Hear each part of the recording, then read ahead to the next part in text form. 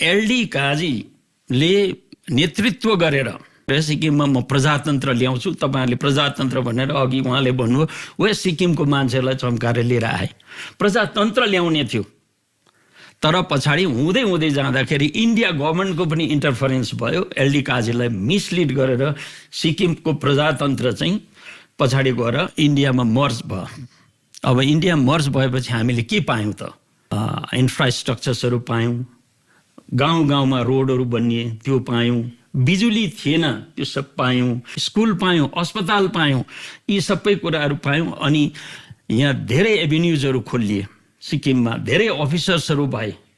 अब हामीले के खोयौँ त भन्दाखेरि छोगेलले त्यति बेला, छोगेलले धर्मराज भनिन्थ्यो, छोगेलले त्यति बेला हामीलाई आफ्नो सिट दिएको थियो। जब हामी भारतवर्षमा मर्ज भयौँ हामीले नेपाली सिट हरायौँ।